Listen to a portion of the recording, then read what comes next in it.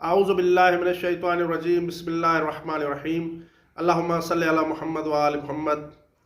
مومنین کرام، چاند، سورج، زمین، آسمان، یہ سب اللہ تعالیٰ کی نشانیاں ہیں، اور بعض اوقات چاند گرہن ہوتا ہے، سورج گرہن ہوتا ہے، اور بعض اوقات زمینوں میں زلزلے آ جاتے ہیں۔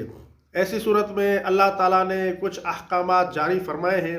تمام مومنین اور تمام مسلمانوں کے لیے ان احکامات شریعت پر عمل کرنا ضروری ہے۔ انہی احکامات میں سے ایک حکم چاند گرہن، سورج گرہن یا زلزلے کے وقت نماز آیات پڑھنا ہے۔ آپ نے یقیناً سنا ہوگا کہ 8 نومبر کو پوری دنیا کے کچھ ممالک میں چاند گرہن لگنے والا ہے۔ ان ممالک میں ہمارا ملک پاکستان بھی شامل ہے، اور پاکستان کے کچھ شہروں میں جزوی طور پر چاند گرہن لگے گا۔ ایسی حالت میں صرف ان شہروں میں کہ جن شہروں میں یہ چاند گرہن ہوگا، ان شہروں کے لوگوں پر نماز آیات پڑھنا واجب ہو جاتی ہے۔ دوسرے شہروں کے لوگوں پر نماز آیات پڑھنا واجب نہیں ہے۔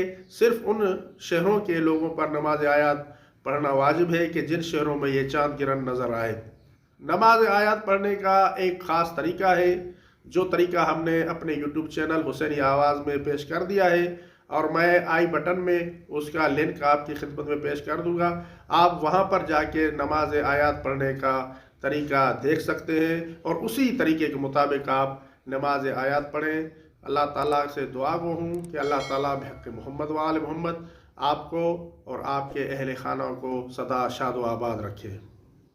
اگر ہماری یہ ویڈیو آپ کے لیے ہیلپ فل رہی ہے تو ہمارے چینل کو سبسکرائب کر لیں اور ویڈیو کو لائک بھی کر دیں، تاکہ ہمیں اس جیسی اور ویڈیو بنانے کے لیے موٹیویشن مل سکے۔